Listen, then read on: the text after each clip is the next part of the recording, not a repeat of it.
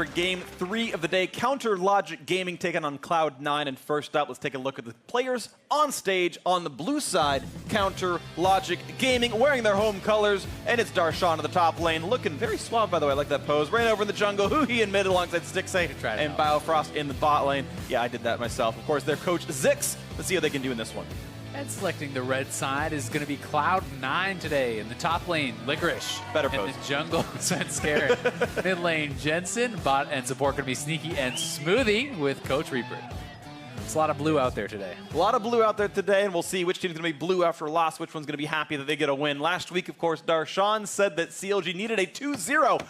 And they got that backwards. It was a 0-2 week for them. Yeah, a bit unlucky for them. They're now tied for last place and are pretty close to being locked into missing their first ever playoffs. And in 2014, people are quick to point out that CLG went to relegations, but it was a different system back then. They actually were in playoffs before going, so they've never finished below 6th place and facing a reality of maybe even being 10th. It's about time to just be playing for the future, keeping your spot on the team, trying to improve and look forward to towards summer split. I mean, they need at least 4 wins in 6 games to even have a chance of tying for playoffs. This is exactly. Assuming those teams lose every game from here on out. And it's a team that's 3-9. They've got to go at least 4-2 and probably more than that. It's going to be a tough road ahead. And of course, we'll see what can happen there. They have to make a case. They're up against Cloud9, and Cloud9 is not invincible. Of course, they did lose to 100 Thieves last week, but we still feel like this is a very much top team in North America. Yeah, definitely the case. They did drop 1 game, but they bounced back hard against Clutch. They looked really good there. That was a match that, the analyst desk, Mark and Jat, were talking a lot about. Well, for Clutch to prove that they are, a top 2, top 3 kind of competitive team, they'd have to beat Cloud9. And Cloud9 smashed them. It was not a very close game, and I'm going to be also very interested to see how 8.4 affects Cloud9. I mean, Jensen has been playing so well, and Svenskeren made his name on a lot of these aggressive junglers, so maybe that duo can become more powerful. Yeah, and we've seen, honestly, a lot more, feels like earlier first bloods in the game. We've had, I think, pretty aggressive early games. You saw Smithy take over on the Kazakhs. You saw Mike Young do pretty well for himself on the top lane. We've had, top lane first bloods pre-level 6 pretty much every game so far this split, this week, this patch, I should say. Not so much every game this split. That would be obnoxious here, but we'll wait to see what's going on. We have had a couple of players report issues. Stixay had needed a new keyboard. I think that's been sorted out, but then Jensen's had some minor computer trouble. So soon enough, we'll be ready to go. But once they are ready, we'll get ourselves into this 3rd game. And the question is just,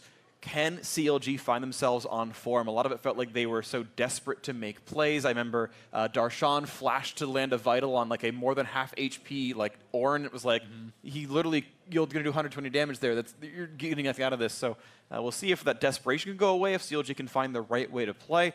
And of course, this is their first split in a long time without Afrim, who's a long-time shot caller, and reforming that identity might just take more than a split. Yeah, honestly, it's kind of weird to watch them because it feels like they still have very strong individual players. So people are like, oh, well, is the coach's fault then? No, I don't really think it's Zix's fault either. I think that Zix has been a very good coach for a very long time here for CLG, but for whatever reason, despite the fact that they have some talented players, they have a good coach, they just don't work together very well. And it feels like because things are not working out, because they are not working together very well, that desperation starts to come through, as you say. Darshan, it's actually been quite a few games in a row, it feels like, where he is playing so aggressively and then getting punished by the opposing jungler. And it's not that he's not winning his lanes or being able to do well in the 1v1. It's that they're preying on this, knowing he is going to play over-aggressive, knowing that he is kind of stretching too far to try to find some way to get his team ahead. And when you do that, it makes it so easy to get ganked, right? Like, almost every time he's playing Gnar, as soon as he goes Mega, he's jumping forward, looking for a good trade, and then jungler sitting in the bush waiting for you,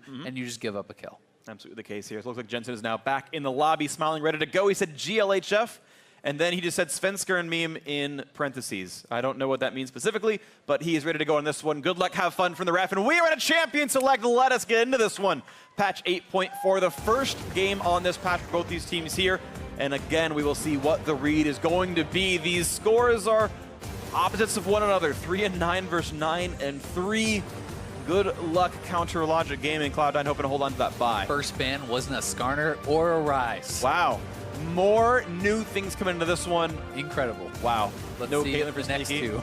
Rise. Is it Rise? Rise or Skarner? It's Skarner. All right. So the last I will be shocked if Rise is allowed to be picked. Rise. Unless Jensen feels that he has some really good matchup into it, that he can kind of abuse Huhi in perhaps. But Rise is Ryze, it's funny because it's a champion that is still picked in pro play when it has like a 40% win rate and is considered trash in solo queue. Yeah. And right now it's actually pretty solid in solo queue. It's like 48. Yeah. So in pro play, it's generally considered pretty insane. I like the Cloud9's debating the final ban. I mean, we don't really know what they are. They can just be talking about their picks, right? Like, you can be talking a couple steps ahead in the draft. Whoa! Yeah, so it is actually going to be a Shen ban. So they either don't think that Hui has the confidence to play this, or they are confident that they can actually play something into it. I mean, he has only played the pick once this season, so it's not like he's always playing Ryze. And Ryze is left open here for Jensen, so very surprising to see it go through pick and ban for both sides. Yeah.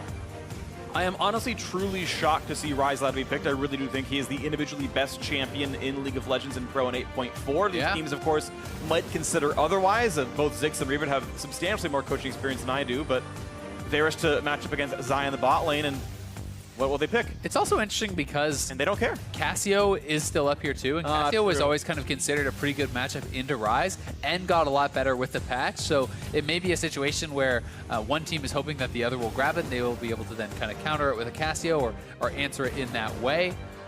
Or at the same time, perhaps these teams have had just different results in their scrims with the Ryze than some of the others, because certainly talking to some of the pros and definitely based on win rate data and these sorts of things, everything is pointing towards Ryze being the best pick, especially alongside the fact that some of its competition has been nerfed. The itemization, the build path that it was already doing is just much better. So you're definitely expecting to see more attention on that pick. Well, Sven going to find himself for the second time playing a non-Cinderhulk jungler here. He's got himself the Kha'Zix into this one. He played Evelyn much earlier on as Zyra-Khan duo grab together, and there's a Zac. And this could just be the Ryze pick right here, and then if you are worried about a Cassio or something like that, you have your second round bans to actually target that. Yeah. But if it is not picked here, then it may just fall completely through. I mean, it is Jensen's most played this split, so definitely would be really surprising to see it go ignored, especially when you do have the Kha'Zix. I think that combination there can be quite powerful, but they're going to prioritize. Yeah, it is going to be the Ryze. Okay, so then you are now expecting Cloud9 to look in the ban phase towards whatever they consider to be the tough matchups. The reasons that they were perhaps not picking it earlier may come out here. We'll see if there is any mid laner that they're kind of concerned about. And Counterlogic Gaming, of course, have incentives to now ban away some tanks, specifically from Smoothie. In the support role, Licorice has mostly only shown carry champions in the LCS. He can certainly play other types for sure, and there is that Cassio ban you mentioned. Of course, not a surprise at all that it's the first ban here, but I'm wondering actually if CLG can find themselves an advantage getting Licorice off his most common types of champions. Yeah, and it's actually an Alawi ban here, which is pretty interesting. I have seen this come out a little bit in 8.4, kind of as a response to some of the blind pick tanks. It can be a very strong matchup. It does deal physical damage, a way to kind of deal with some of those banners. But it is tough with the way that CLG has kind of drafted this out, because you didn't target any tank supports in the earlier ban phase. So banning out 2 now doesn't really do anything. You can ban out Alistar. Exactly, but there's still Taric, there's still Tom, there's still a lot of other picks. So they are going to ban what they consider to be the highest priority one, the Alistar, which I think makes a lot of sense against Smoothie, especially with his propensity to roam. He loves to get out on the map to affect other lanes. I think this is the strongest roamer of the tank supports.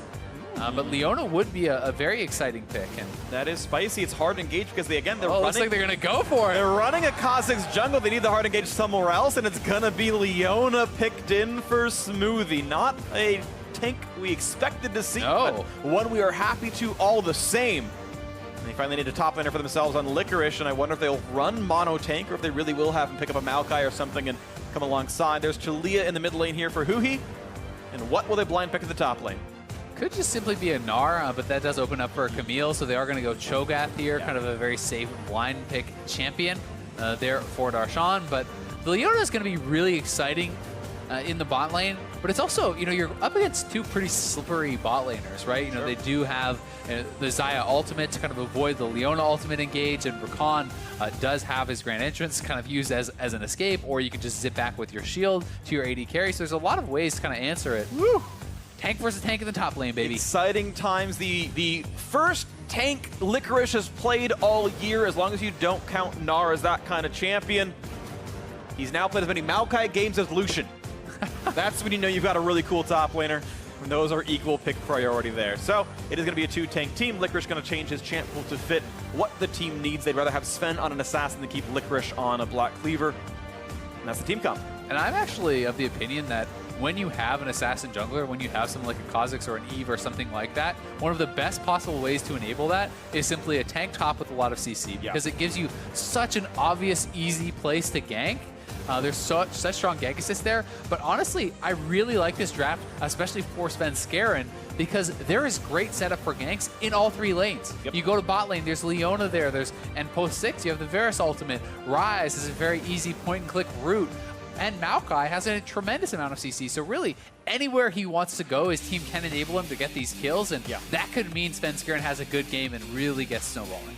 Of course, a bit of a different look for CLG as well. Also not going for as heavy of a carry focus in the top lane as well. You look at what's been coming through for Darshan. It's been a lot of other stuff. You've seen the Vladimirs and everything else come out of him. And we'll see just what they can find in this one.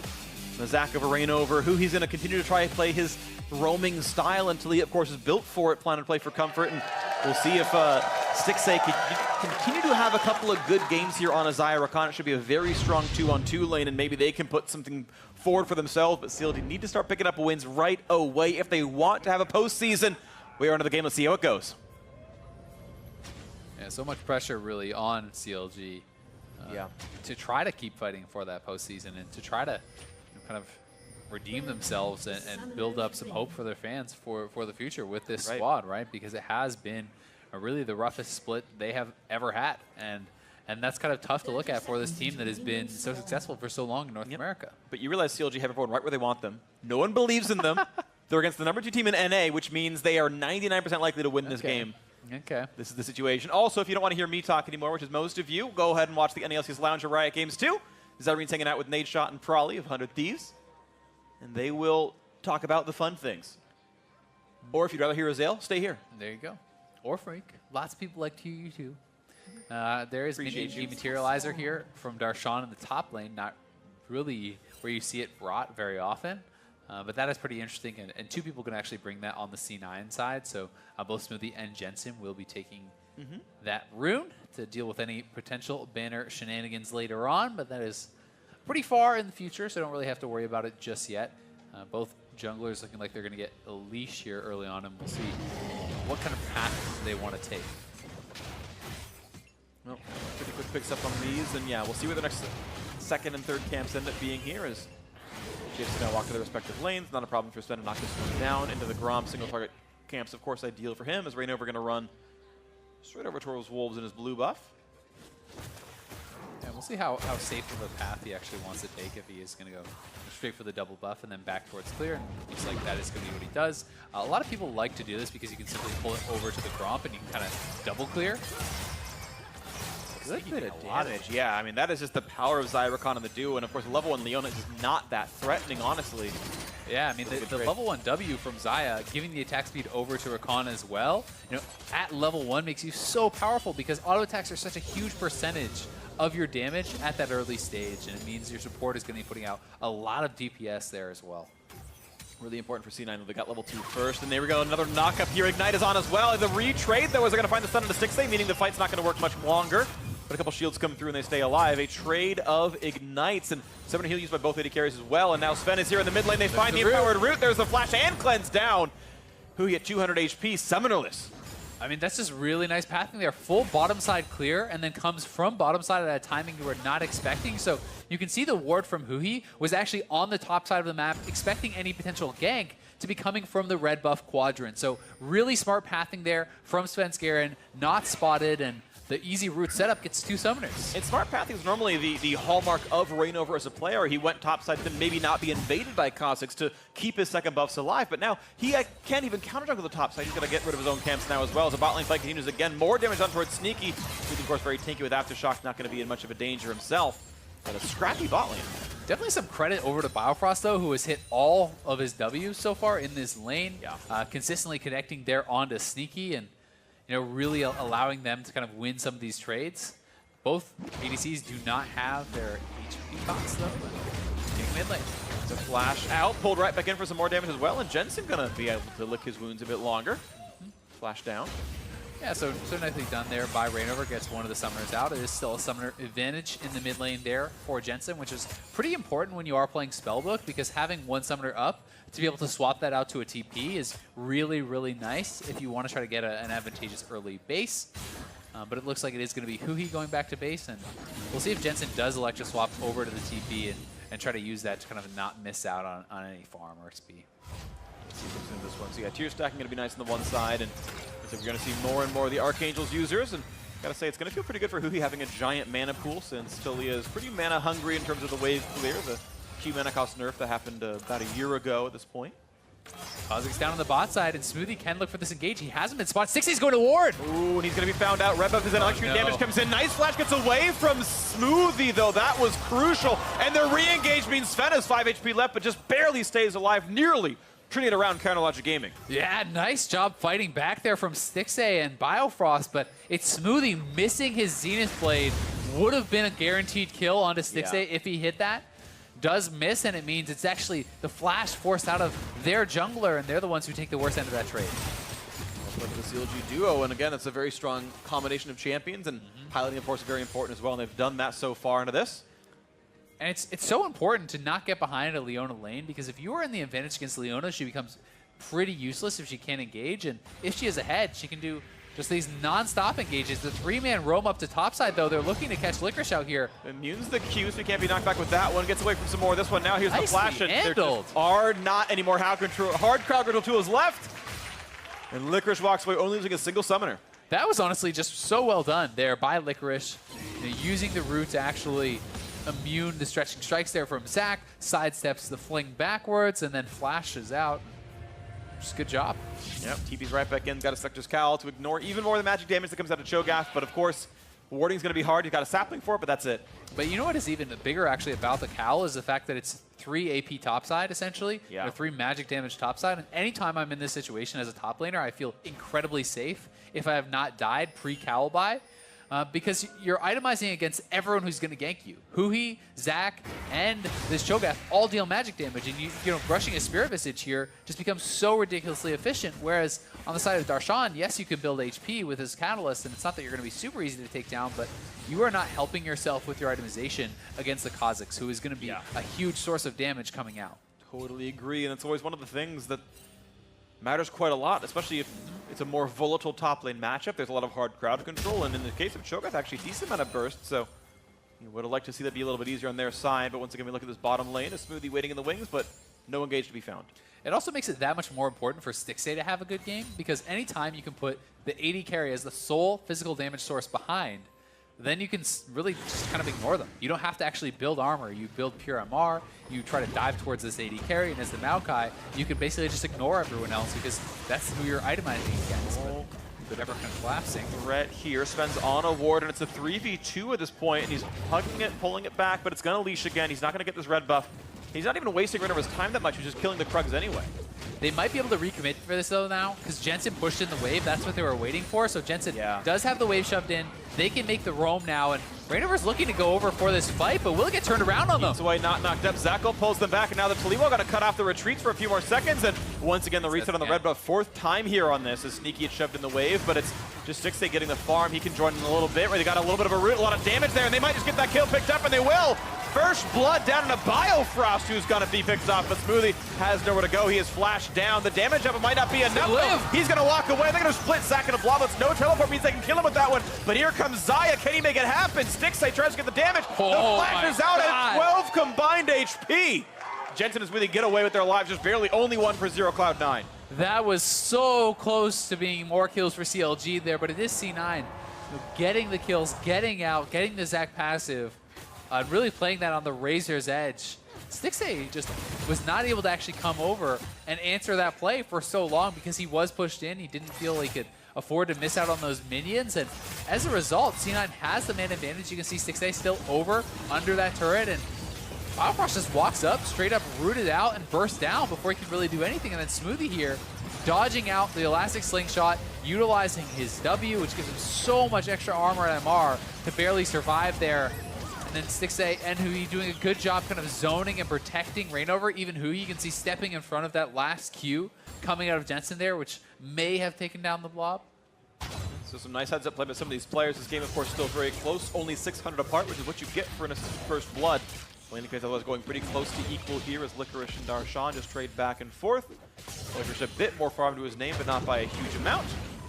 farm continues. Yeah, definitely so. But you can see that Darshan having the mana advantage is actually pretty big there.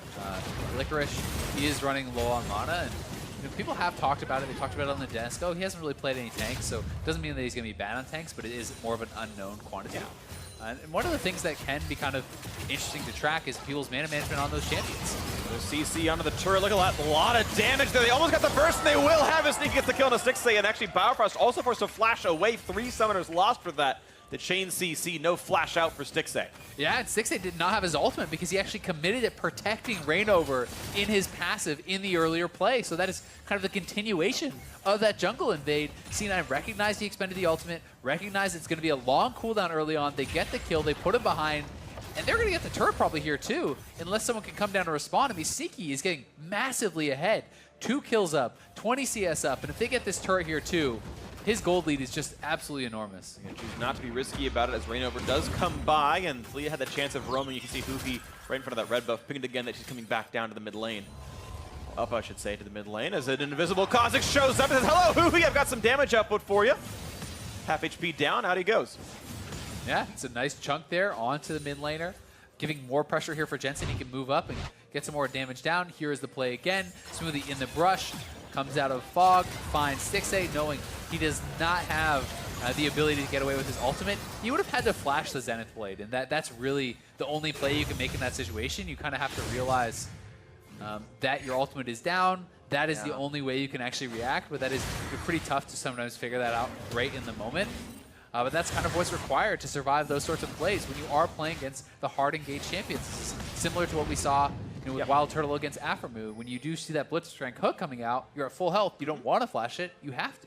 I think it's actually worth considering for Stixxay is consider going Resolve secondary instead of Sorcery. Unless he's doing Nullifying Orb, in which case he's got like plus health in that sort of rune page anyway. But considering that he is a double BF Sword champion, the value of raw attack damage that Sorcery normally gives you is just actually diminished compared to a double Zeal AD carry. And increasingly, I think Resolve should be really considered on the more assaultable champions. I mean, there's a Leona and a Kha'Zix against a 525 range champion. Like, you might want to consider Resolve, honestly, in a game like this, but it's not the most important thing in the game, but something I want to have players consider at some point. But it is interesting to talk about it. It's one of those things where it's easy to see both sides because definitely Resolve will help you survive, but you're thinking, well, we have an advantageous 2v2 anyway, so we should be the ones pushing the pace. We should be the ones dominating this lane.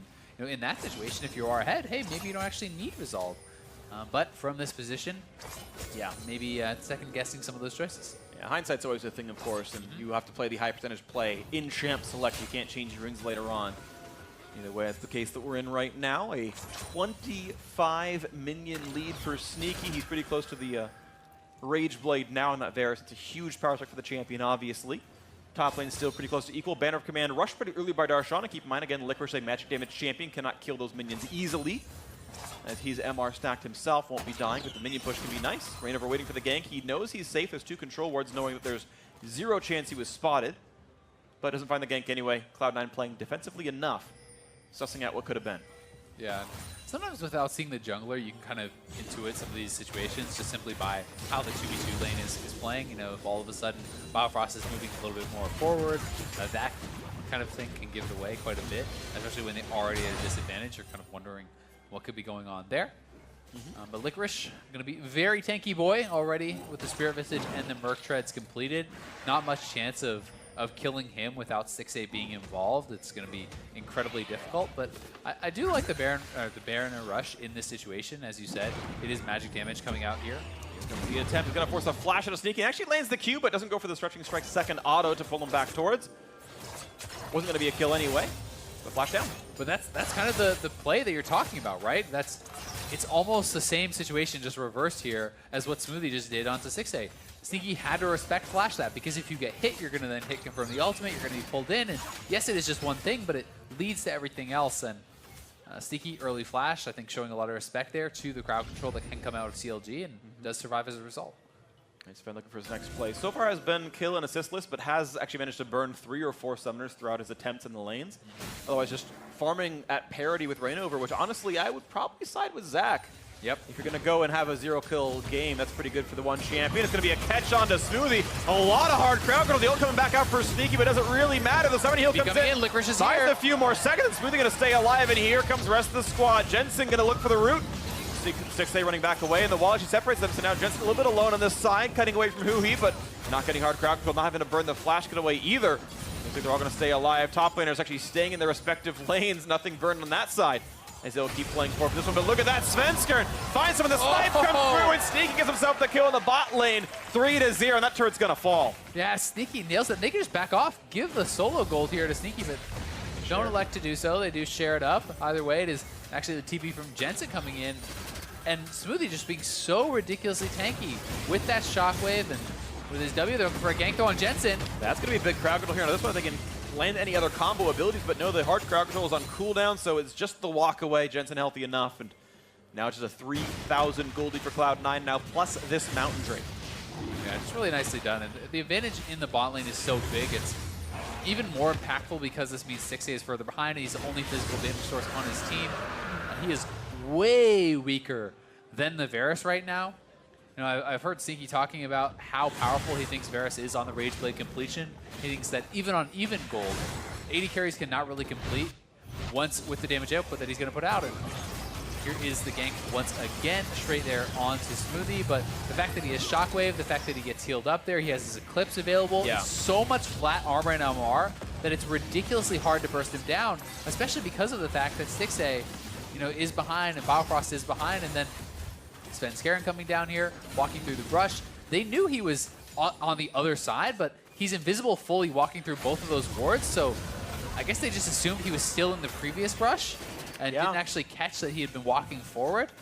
But either way, just able to kind of stealth through and get picked off. Yeah, really nicely done by Sven to set the one up, and the follow-through, of course, there for Sneaky. So 3-0, and it's all about that bot lane right now. Cloud9 playing around it pretty nicely. They've been one of, if not the best bot lane in North America. I think it's up for debate, but they're certainly in consideration. CLG's been kind of weak all around, sadly, for them. They've had reasonably decent early games, but just never able to convert. Now Cloud9 looking to keep this one going. 3,000 gold lead as they've moved their lanes around. The dual lane to the top side with the Drake dead. Herald available for the next 3.5 minutes.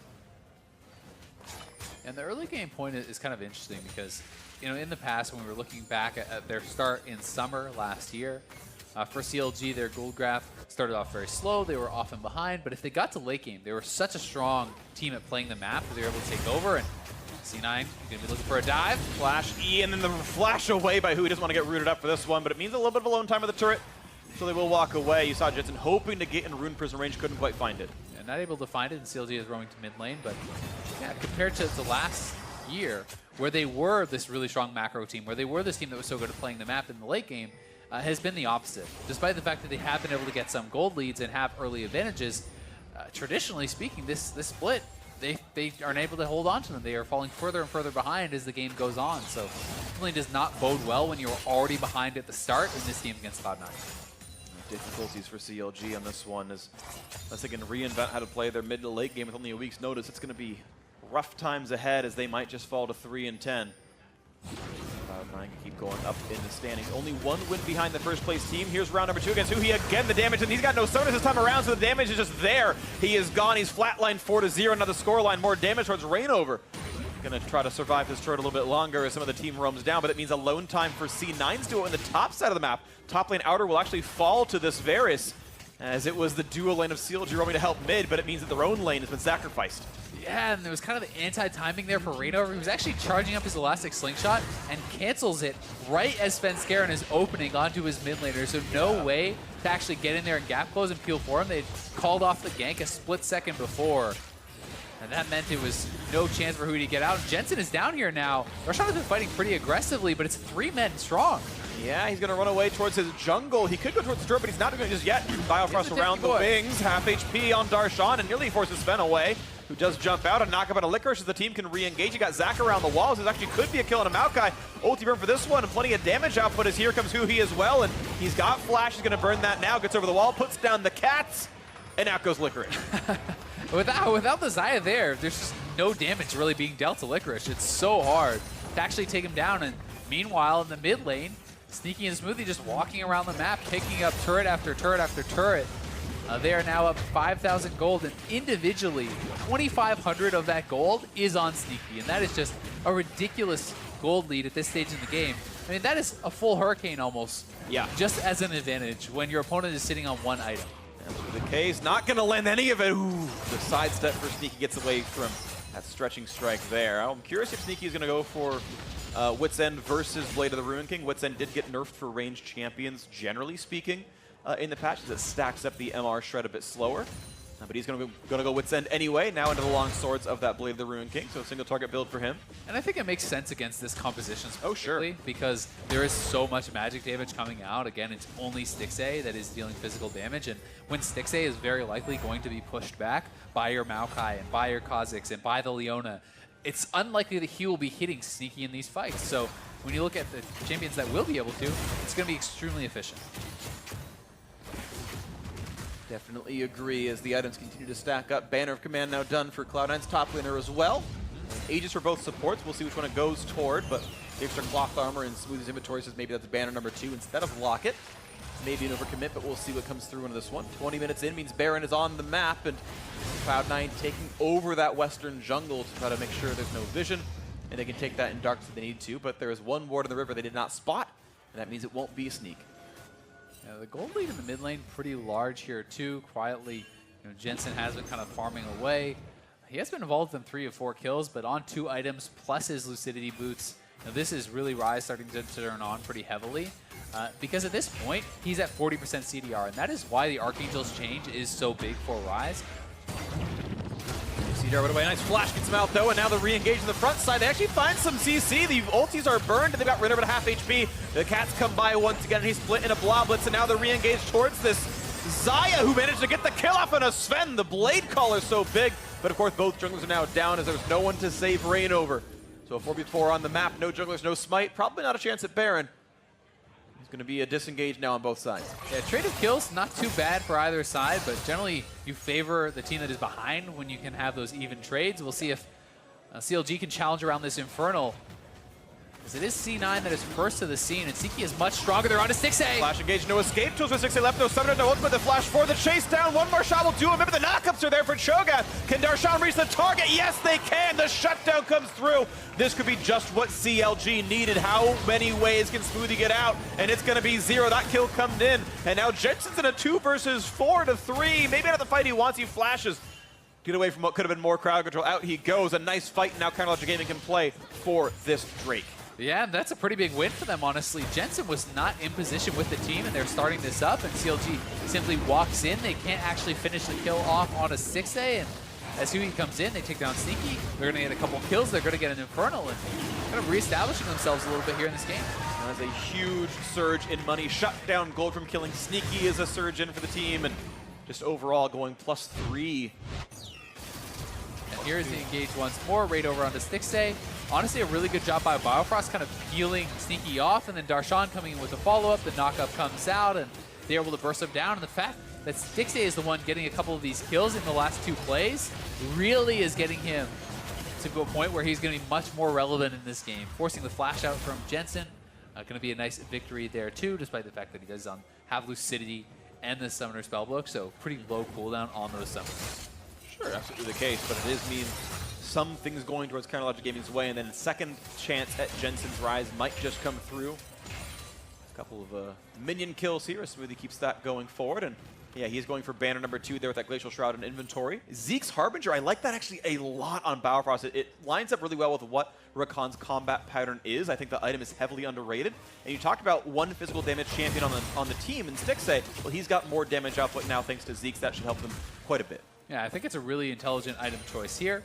Also love the Lucidity boots. I think there's sometimes too much priority on mobility boots for supports in the LCS. You know, people obviously are very big on the movement and being able to get on the map and clear wards and these sorts of things. And Biofrost actually getting caught out. They've found themselves a champion. Out he goes, though. Pretty easy escape for Biofrost as he runs away. Now a root here on this one. The CC going to keep layering on top of that one, and that is another dead jungler. Rain over 0, 2, and 0 has not been part of anything positive. This is going to be them starting the Baron. I mean, yes, Biofrost got out with his cleanse being popped, but jungler is down now. C9 can look to start this. Licorice still has flash. He has ult. He has his root available, and they could turn and fight if CLG shows up. Darshan actually canceled his TP there, so he's pretty far. Okay, then here comes the attempt onto this one. The re-engage could look pretty solid. A lot of ultimates still available, including Licorice's Maokai ulti. No smite available, and the Cho'Gath seems far, so this should be a pretty easy pickup for Spud. There's the re-engage. Couple knockups are available. Jensen gets the first kill, doesn't cut off the support. And now Darshan on the front lines, and he's actually alone as the rest of the team is just running away from the fight. They know that CLG cannot win it anymore. Licorice finding himself his first kill of the game, and then back onto Baron. Sven has to respect his health bar being low, but shouldn't be too hard.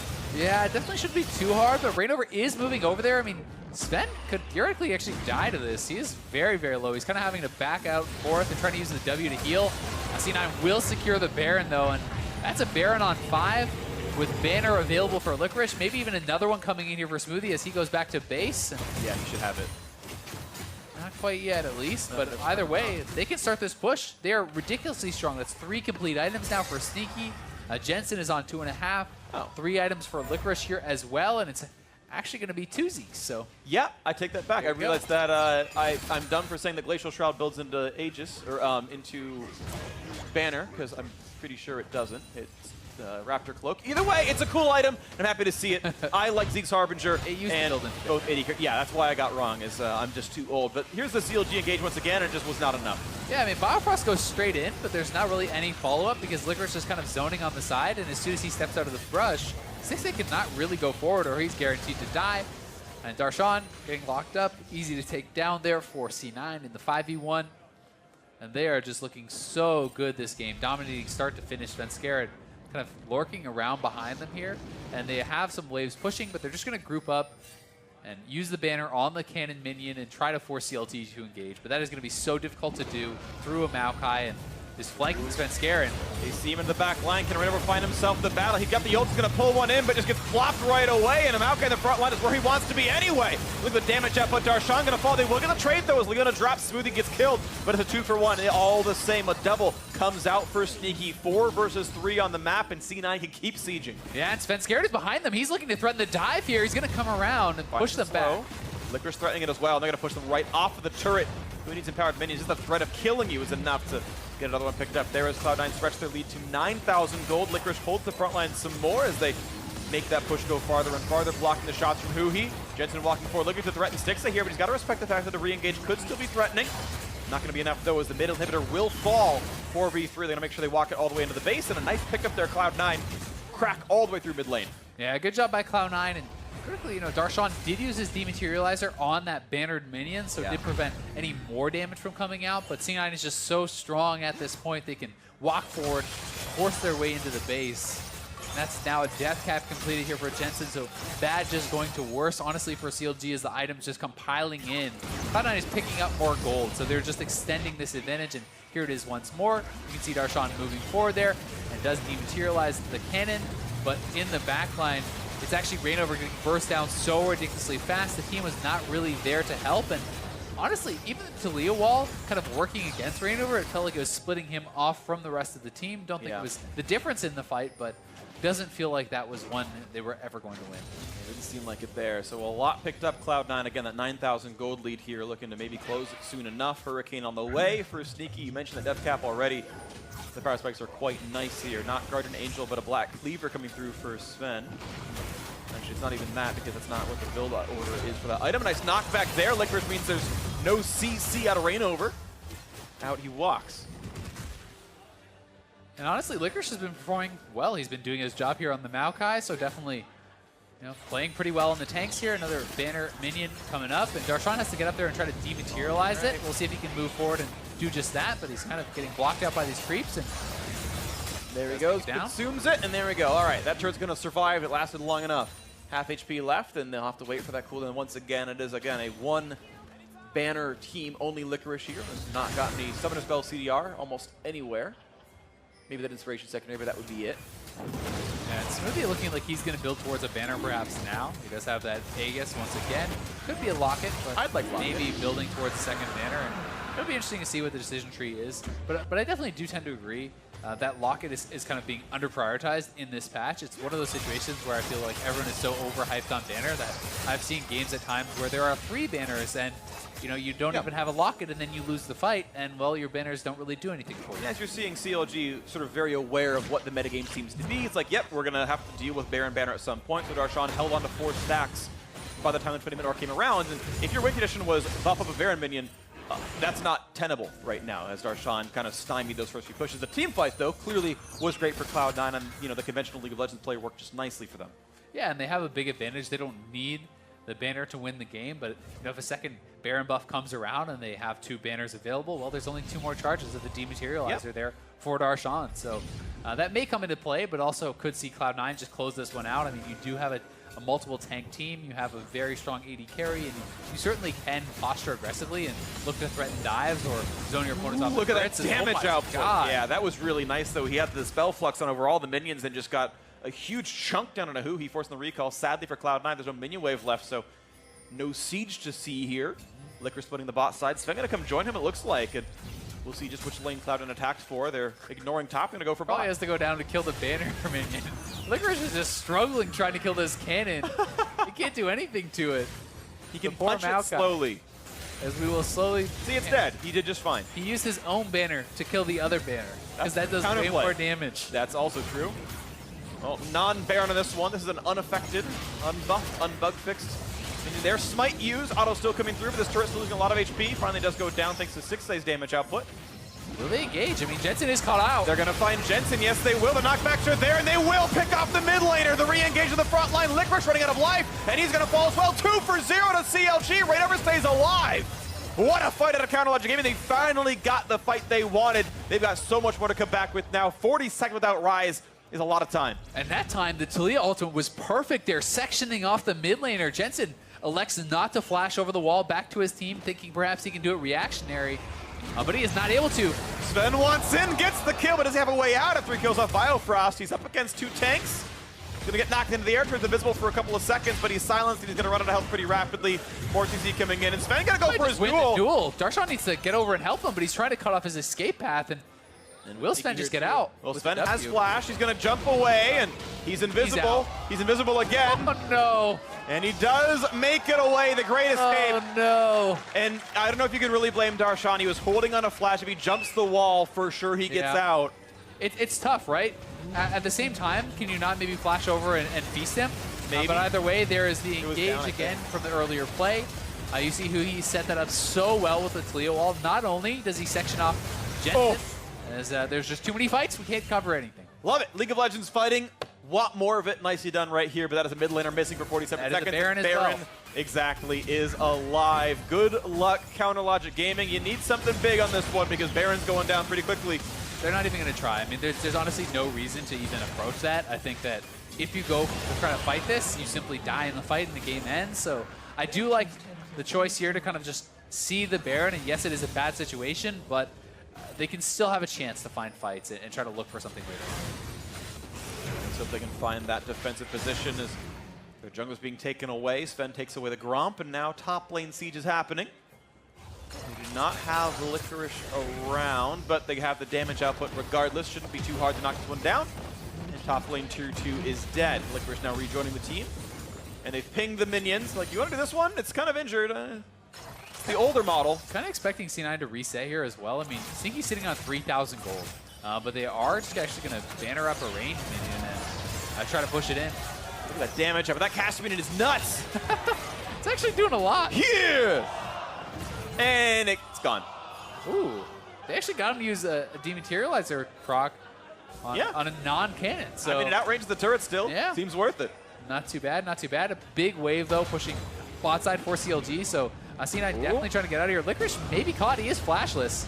He's going to die. He's been walled off, so unless he can make it into that corner, it's going to be... He actually gets over the charm, but does it matter? No, it doesn't. That is it at Maokai. And Stixay on his 5th kill, he is catching up. Yeah, Stixay has actually been doing a good job kind of clawing back into this game, the recipient of almost all of these kills, and this wave will get cleared up. That is a Targon stack. Bam! Made it look effortless. Either way, Sneaky finally did buy, and Svenskeren is prowling around here. Yep. Rah! I actually really like how Svenskeren is playing this, threatening the flanks nonstop because he has a Duskblade. He will be aware if he's actually spotted out, and that in combination with his ultimate camouflage, every time you're going into a new bush, you get that stealth, you can move around the map very quickly and scout things out, kind of use yourself as this battle ward, so to speak. CLG, though, setting up a death brush down here. 3 men in there. Sven does not see this. And he's been found out. Down he goes. A nice kill picked up CLG with a proper death brush. Yeah, 6 kills in a row now for Stixxay. He's on 4 items. I mean, this is really getting a little bit sketchy for Cloud9. Yes, they're still very far ahead, but there's potential for a comeback, certainly, for CLG, because Stixxay has a lot of items. He is a lot of engage on this team, and if they can find the correct members, the gold lead stops mattering pretty quickly. Yeah. We'll see if that point does come in. Void Staff done for Jensen means a better tank killer, and that's going to coming soon enough for Hui. Went for Leandries himself. Might be towards O'Reilly's with that Blaster Wand, or could be a Void himself. His builds come forward too as the tank continue to build up, and of course we are running lower on Dematerializer stacks. Only 1 left on Darshan. There's still 2 held on by Smoothie, and via the jungler kill, it means alone time of the Drake, and Chomp, another stack comes through. Equal Drake count now for both these squads. CLG have 2 for themselves. The gold's still 8,000 apart. Nice for Sean to grab that stack there too. I mean, it's actually his first non-minion stack of the game, so he's just sitting at 7. Yeah. So that is, getting him a little bit stronger. The real problem for CLG right now, I think, is no longer Stixxay. He is actually caught up quite nicely in gold. It's more about the differential between Huhi and Jensen, right? He is over 4,000 gold behind his counterpart. That is a massive disadvantage, and he's down almost 100 CS, just about 100 CS, plus the kills and the assists and the additional turrets on Jensen's side, and that is giving him a pretty enormous lead. And despite the fact that CLG has been finding some good kills and some good picks, if they cannot instantly kill someone off in a team fight, you expect Jensen to just simply put out way more damage than Huhi because he is so far ahead in itemization. Absolutely. Things to be concerned about. Licorice fighting a cannon minion. Thankfully, he's got one of his own. Yep. Well, who's going to win the duel? Caster! Caster wins! As we know, the Casters are the best in League of Legends. Yeah, I mean, it's just really not reasonable at all. Casters are just superior in all cases. If you're getting the reference, everyone, I'm not being subtle about it at all. I don't get it. Okay, that's fine. It's okay. All right, so C9 pushing in the bot lane again, seeking to be able to clean up another turret there, and does actually have his Guardian Angel, so will have a second life on this full build 80 carry.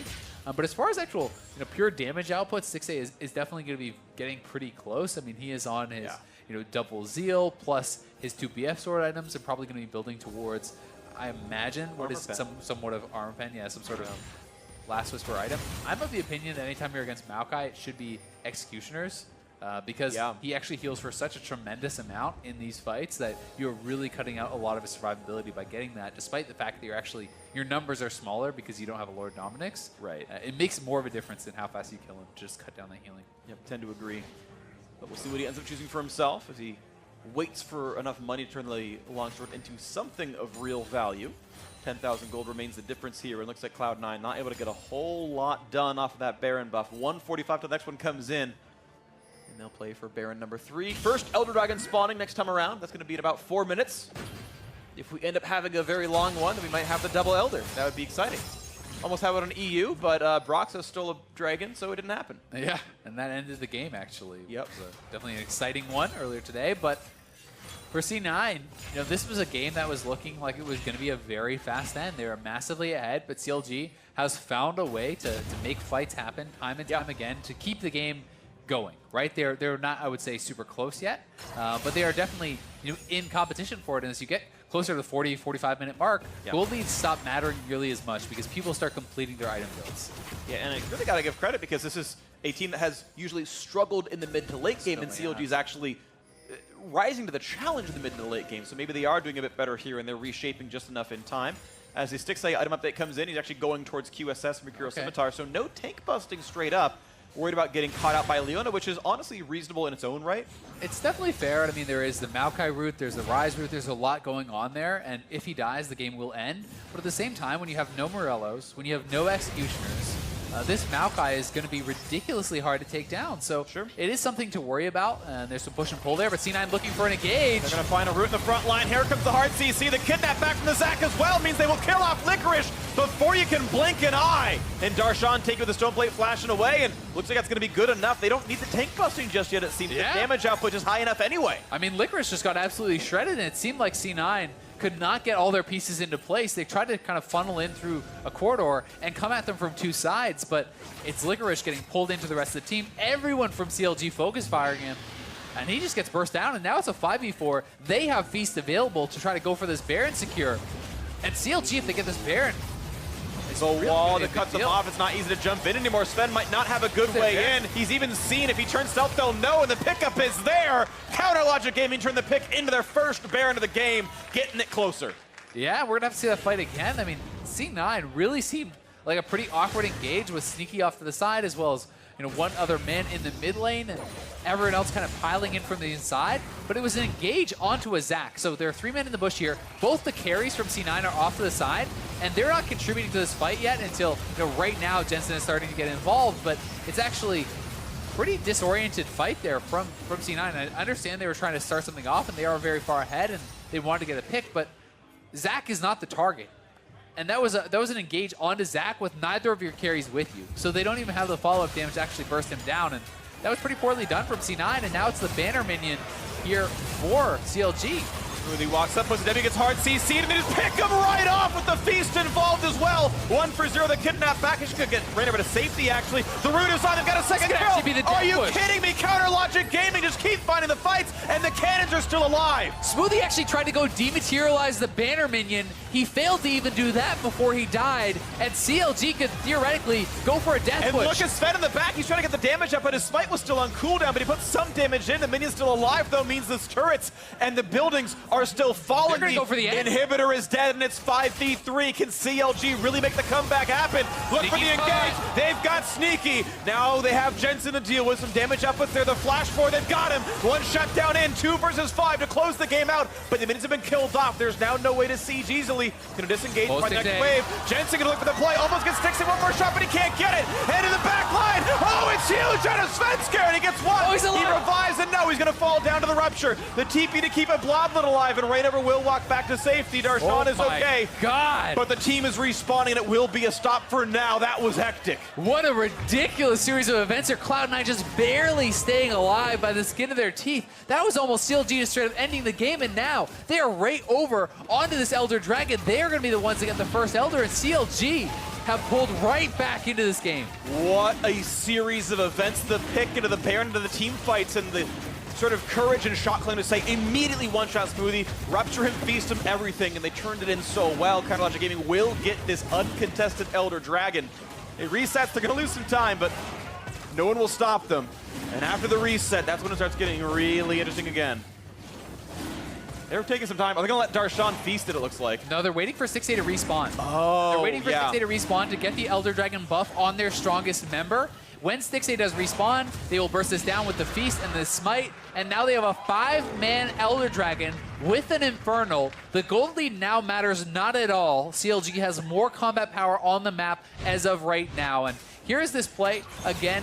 Sneaky getting engaged on. He is burst down. Jensen on the side, trying his best to actually pick them off, and they get a lot of damage down onto Stixay and are kind of able to kite this back and forth. Stixay almost getting taken out, taking a couple turret shots there, and then he barely gets away, but Jensen is able to get him low enough that Svenskeren can jump in, execute him, and jump back out. And he does go down, but that alone really is what kind of keeps this game going. And again, C9 going to be sieged on here. Yes, there are dematerializer charges for Smoothie, but he died before he even got it off last fight, and may not be brazen enough to kind of walk forward and try to get it this time. And the core build from Leona has no bonus HP on it. 2,000 max health is easy to feast through, so he is killable. And here comes the siege again. They've buffed up the minion, looking for a bit more to do here.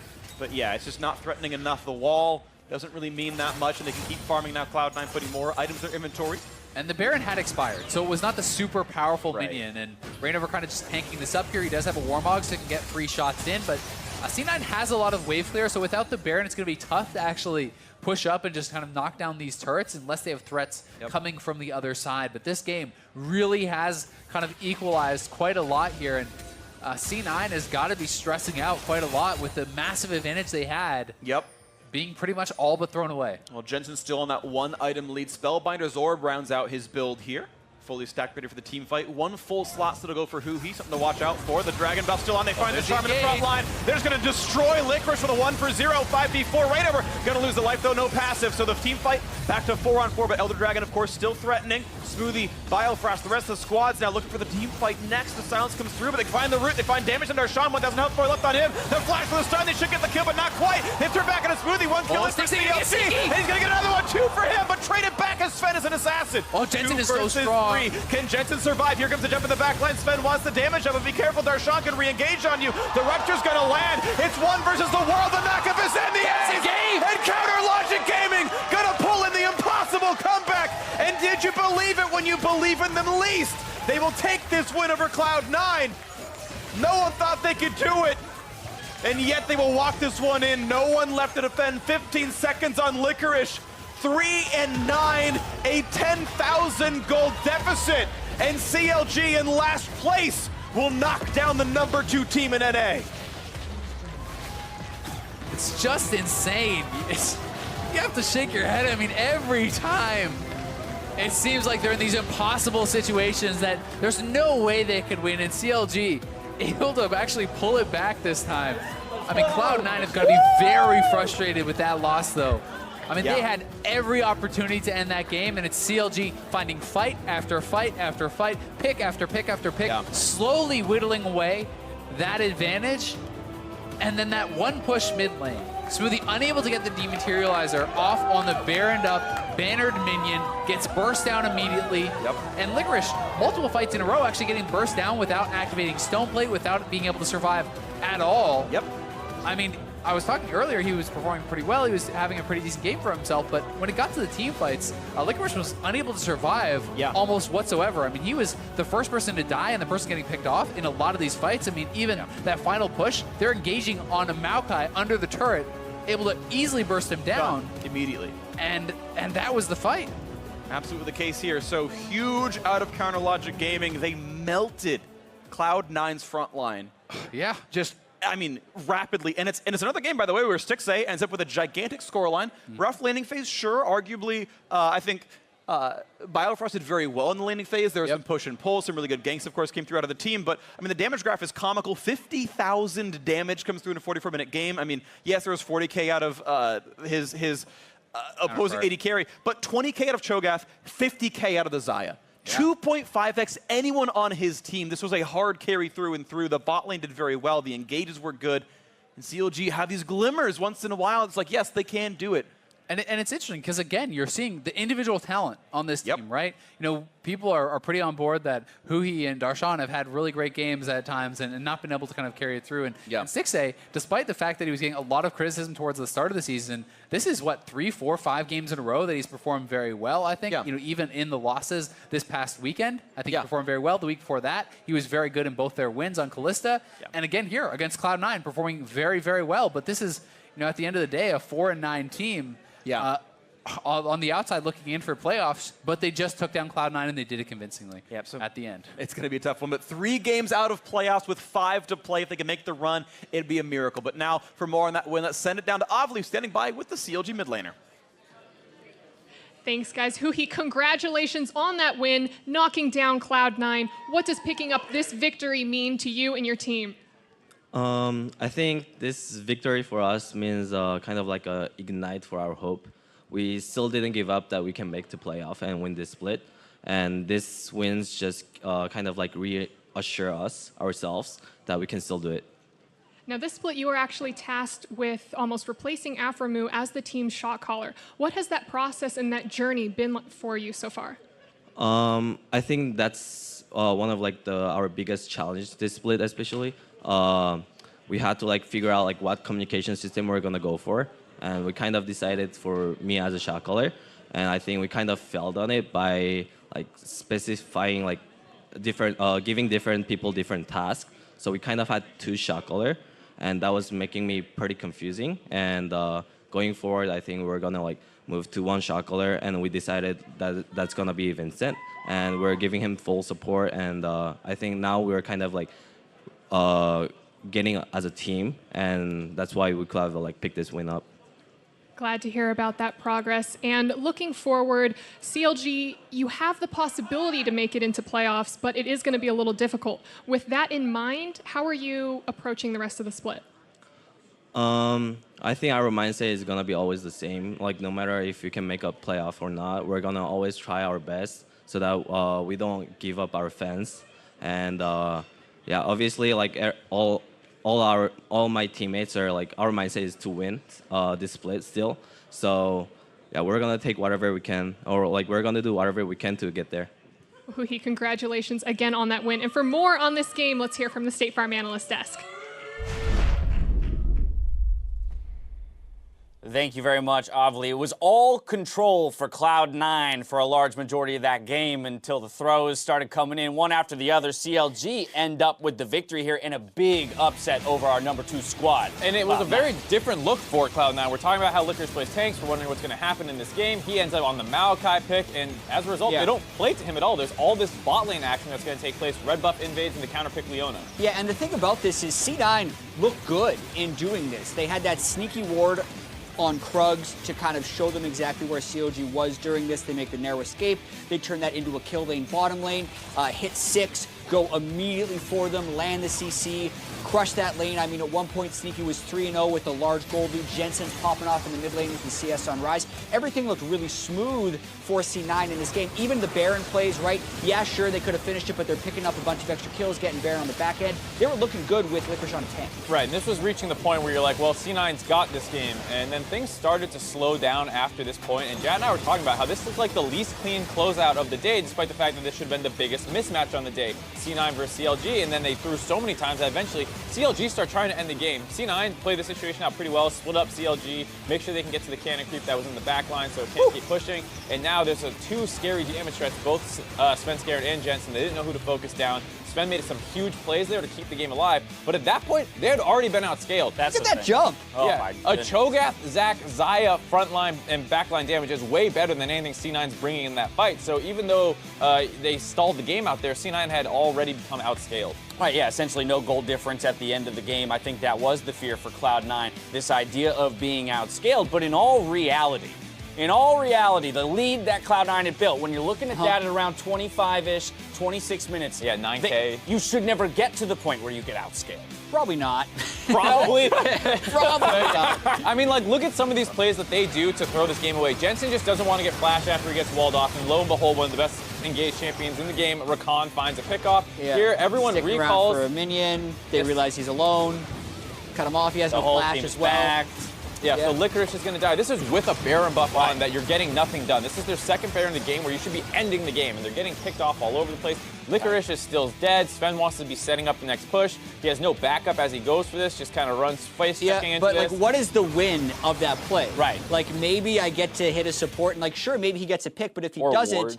then they're losing Dragon pressure, they're losing Baron pressure, they're losing vision control, and it was really poorly done down the stretch by Cloud9. Right, so this is to say that the blame doesn't individually fall on any one member of Cloud9. We just showed 3 examples of where a simple change could have secured the game for them, and they'll be kicking themselves for this loss. But I do also want to kind of look at CLG here, because it's a kind of a tough situation in terms of analysis when you're watching a team and you say, well, they should have lost. They should have lost based on the game state. But they did win, so where do we go with that? Right, okay, so one thing they did that they took part in the comeback was actually saving on their minion dematerializer stacks to make it so the Baron minions didn't just end the game. That allowed them space to try and get picks. It's also the 3rd game in a row now where pretty much everyone in the soul lanes does nothing and Stixxay pops off. Okay. And it's the first one of those 3 in their 6-game losing streak that they just broke, where they were actually able to win the late-game team fights, because they also drafted a better late-game team fighting team. But as we just saw, with the 10,000 gold disadvantage, they shouldn't have won.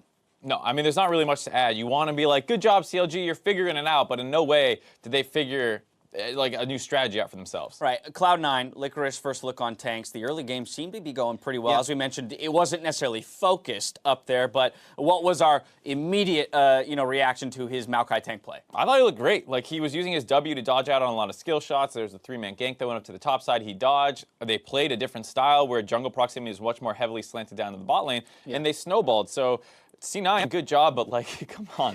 Hey, whether it was ugly or not, CLG came away with the victory. We heard who's say there that's the beginnings of, for them, the climb to playoffs that they still believe they can make. Technically, they can go 9-9 if they win all of the games. That's what we had said, right? That 500 mark is generally right around where you need to be if you want to slip into playoffs. Loading onto the Rift for Game 4, it's Golden Guardians versus Echo Fox, another big lopsided matchup. Don't touch that browser.